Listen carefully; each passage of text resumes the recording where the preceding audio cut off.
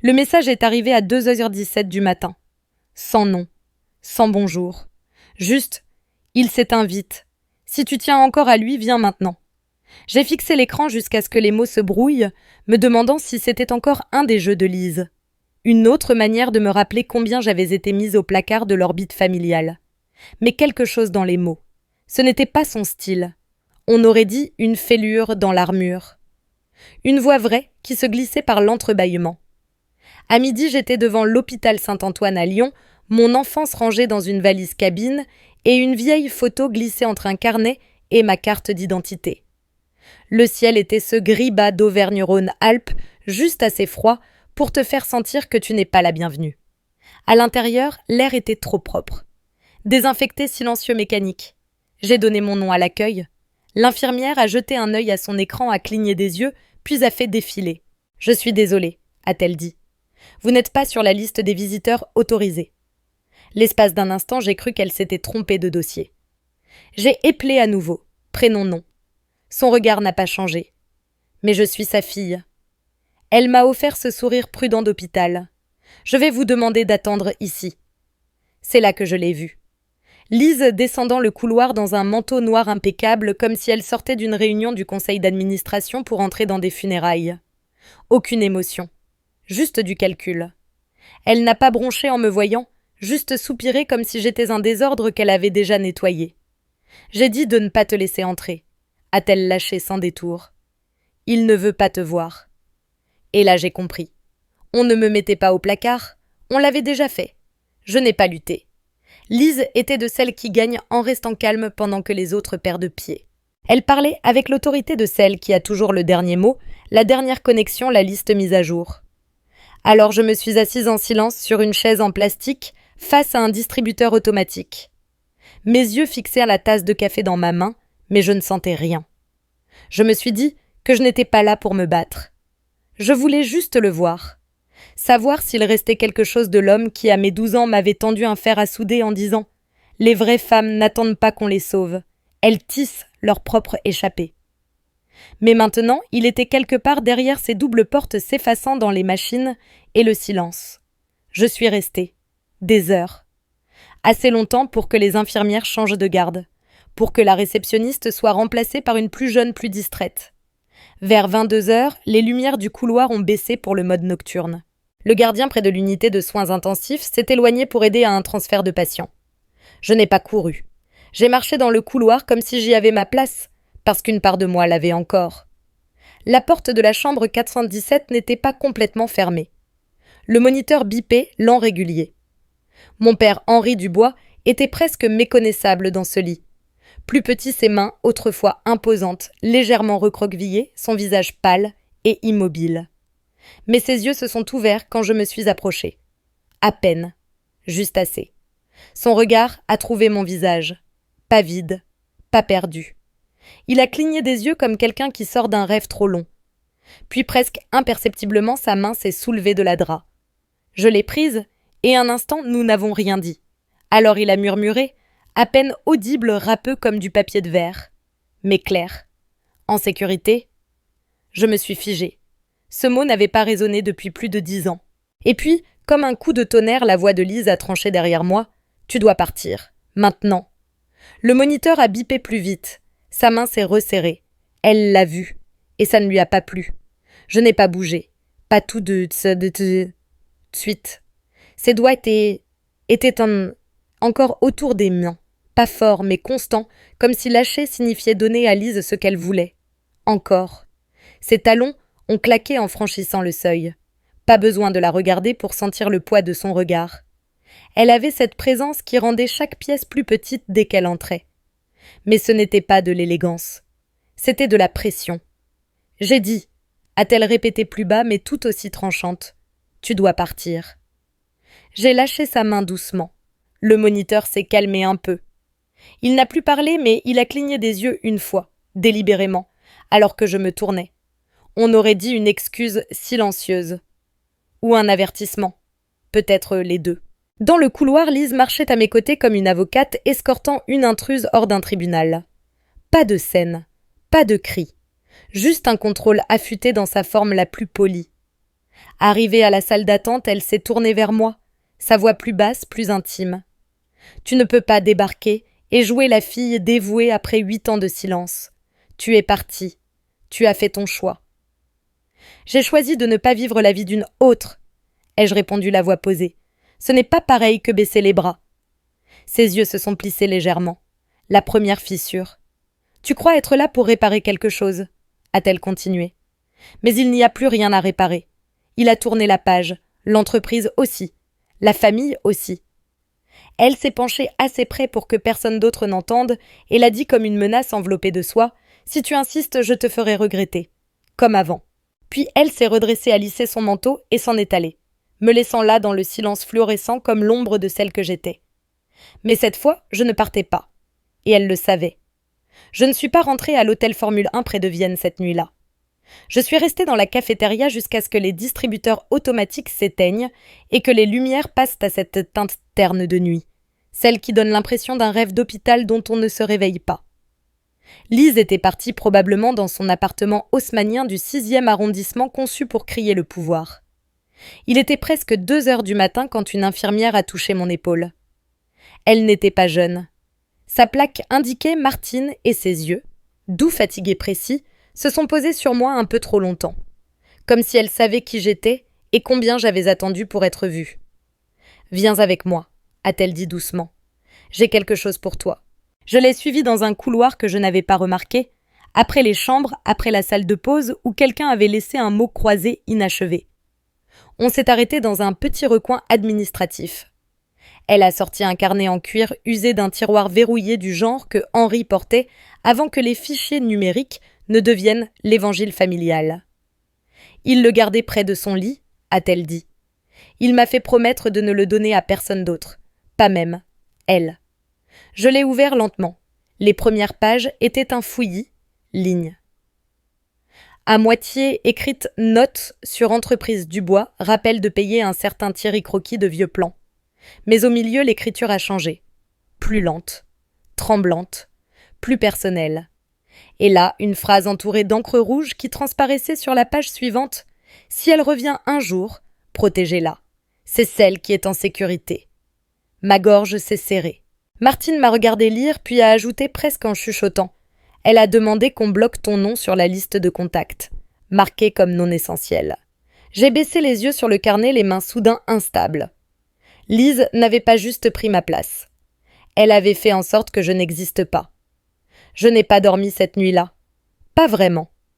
J'ai fixé le plafond de la chambre d'hôtel qui sentait l'air vieux et le nettoyant citron, le carnet ouvert à côté sur cette ligne rouge. Je l'ai lu encore et encore comme si la répétition allait révéler quelque chose de plus. Si elle revient un jour, protégez-la. C'est celle qui est en sécurité. Ce mot encore. En sécurité. Prononcé avec son dernier souffle et griffonné ici entouré comme un avertissement ou un testament. Au matin, mes mains ne tremblaient plus. J'ai rangé le carnet avec soin et fait 2 copies numériques. Une dans le cloud, une sur une clé USB cryptée. Si Lise m'avait effacée une fois, je ne lui donnerai pas une autre chance. Je suis entrée aux archives municipales de Lyon dès l'ouverture. L'employé n'a pas posé de questions, m'indiquant un terminal poussiéreux dans un coin. Le système était lent, l'interface dépassée, mais les noms étaient là. Entreprise Dubois, autrefois, une affaire propre portée par un héritage semblait différente. Sur le papier, Lise n'avait pas juste pris la suite après mon départ. Elle avait agi. En silence. 3 choses ont sauté aux yeux.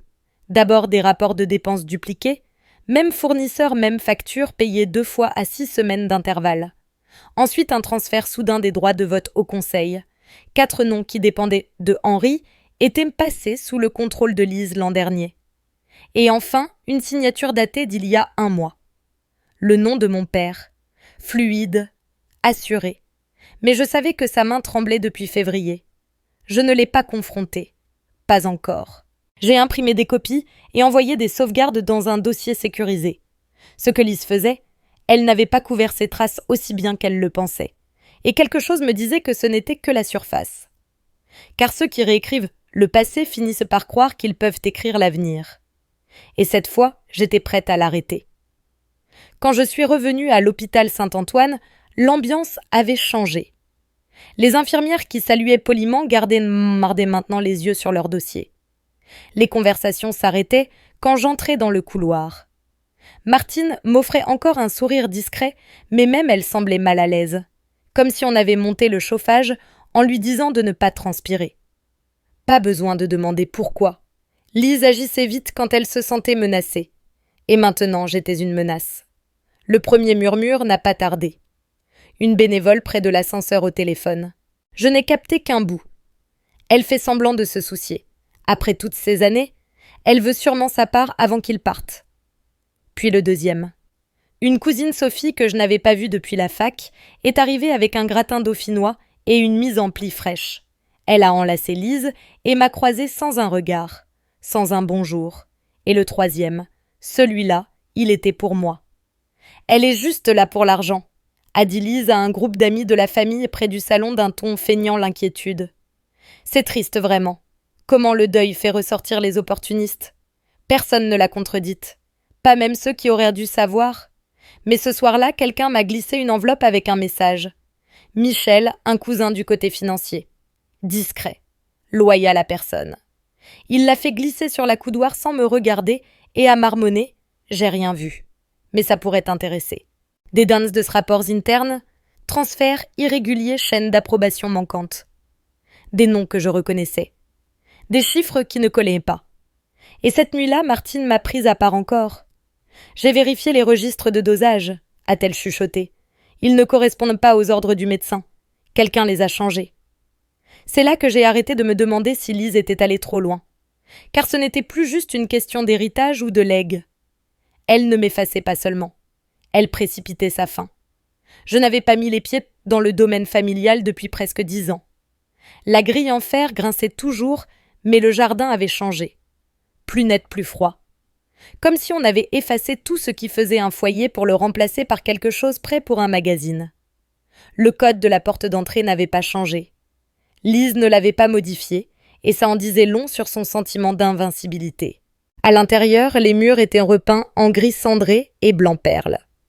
Une odeur de cire flottait, mais le silence était plus fort. Disparues les photos des anniversaires d'enfance, l'horloge à balancier qui sonnait à contretemps, les dessins d'enfants sur le frigo, comme s'ils comptaient. J'ai monté l'escalier et suis entrée dans ma chambre. Techniquement, elle était encore à moi, mais vidée de douceur décorée de tons neutres comme une chambre d'amis qu'on n'attend pas. Mais une chose restait. Sur l'étagère du placard, derrière une pile de linge de Noël, il y avait le vieux caméscope. Poussiéreux, intact. Étiqueté de son écriture, havre de paix. Claire 13 ans. Je l'ai chargé dans le couloir assise par terre comme une enfant. Quand il s'est allumé, j'ai sauté les chansons d'anniversaire, les kermesses scolaires, les images tremblantes de moi, essayant de faire du vélo d'une main. Puis, je l'ai trouvé. L'angle était bizarre, probablement oublié en train d'enregistrer, mais le son était clair. La voix de mon père basse sans filtre, c'est elle. C'est elle qui portera mon héritage, qu'elle le veuille ou non. Il ne parlait pas à la caméra, peut-être à Lise, peut-être à lui-même, peu importe. Ce qui comptait, c'est qu'il l'avait dit à voix haute, à l'époque avant le silence, avant les mensonges. Et cette bande avait capturé ce que Lise ne pourrait jamais effacer. Une preuve. Il est parti à 4h32 du matin. L'infirmière n'a rien eu à dire. J'étais déjà dans le couloir regardant les moniteurs ralentir puis s'arrêter. Martine a touché mon bras doucement, mais je n'ai pas bougé. Je fixais la lueur silencieuse de la chambre derrière la vitre. Quelque chose en moi s'est posé. Pas la paix, pas le deuil, mais quelque chose de plus lourd. Irrévocable. Lise a convoqué la réunion familiale 3 heures plus tard. Le grand salon du domaine ressemblait plus à une galerie qu'à un séjour. Murs de verre, fauteuils en cuir, un bar que personne n'utilisait. Tous étaient assis quand je suis entrée. Lise trônait en bout de pièce, main croisée comme une femme, prête à recevoir une médaille qu'elle s'était décernée. C'est un moment difficile, a-t-elle commencé d'un ton drapé d'une fausse révérence. Mais en tant qu'exécutrice testamentaire du domaine de notre père, je vais examiner les termes de son testament et... Une porte a grincé à l'arrière. Maître Kessler, l'avocat de Henri depuis toujours, est entré.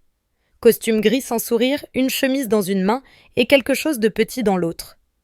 Il y a un changement, a-t-il dit calmement. Une directive supplémentaire. Datée, attestée, enregistrée séparément. Le visage de Lise n'a pas bougé, mais sa posture si. Légèrement.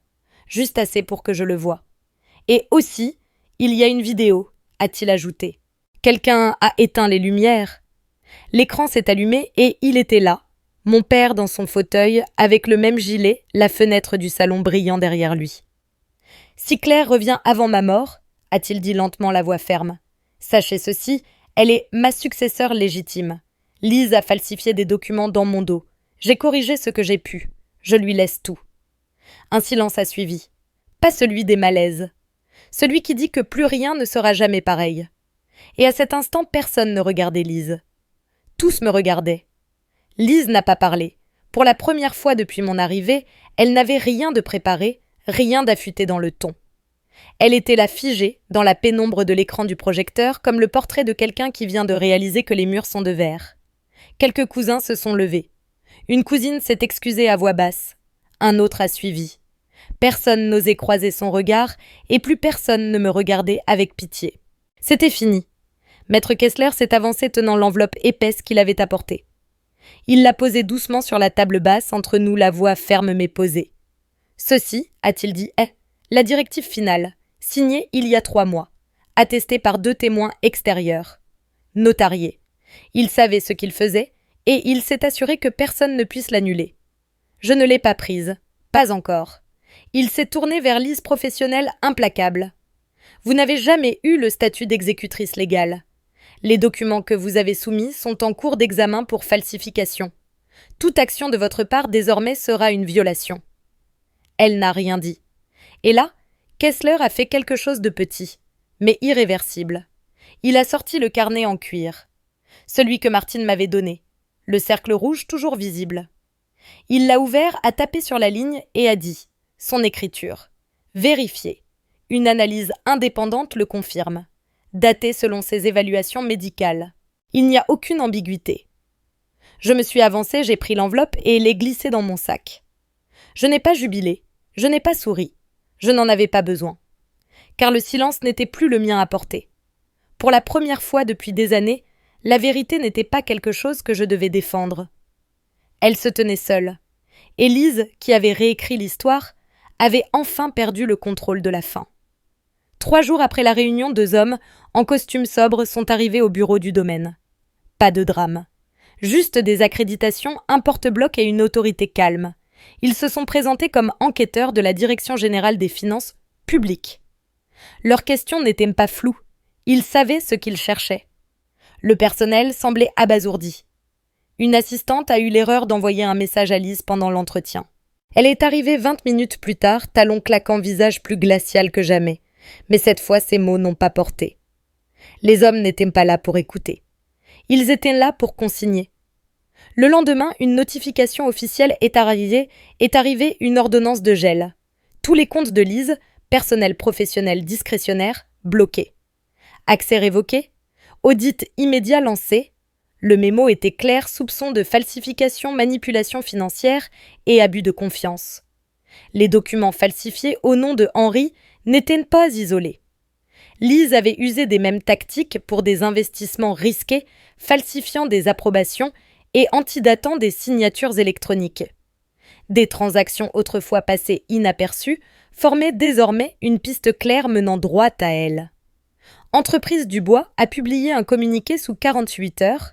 Lise était écartée de toute autorité en attente d'enquête. Son nom a disparu de la page de direction comme s'il n'avait jamais existé. Juste un espace vide où vivait le contrôle. Je n'ai pas assisté à la réunion d'urgence du conseil. Je n'en avais pas besoin. Car cette partie n'était pas la mienne à combattre. C'était celle où la vérité parlait d'elle-même. Et après toutes ces années, à être effacée, rejetée, réécrite, c'était la réalité de Lise qui s'effondrait. Elle n'avait pas juste perdu le domaine. Elle avait perdu l'illusion d'être intouchable. Et cette fois, elle ne s'en tirerait pas. Pas de fête, pas de célébration, ni de gros titres triomphants. À la place, je suis retournée à l'aile de l'hôpital Saint-Antoine où tout avait commencé. Non comme une visiteuse en quête d'approbation, mais comme quelqu'un portant un poids réel. J'ai rencontré la directrice des soins palliatifs et ai discrètement alloué une part conséquente du domaine aux soins des patients, soutien au personnel fonds pour les thérapies nouveaux lits. Pas de communiqué. Juste une signature. Un nom rendu à sa place. En sortant, un concierge m'a croisé dans le couloir. Cheveux gris, yeux doux. Il semblait familier jusqu'à ce qu'il s'arrête près du distributeur automatique et dise sans y être invité « Il n'a jamais cessé de parler de vous, vous savez.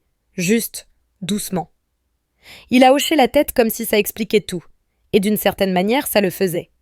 C'était un matin clair quand j'ai visité le cimetière de Loyasse. Pas de vent. Juste le bruissement des feuilles et le bourdonnement lointain de la circulation. La pierre était simple.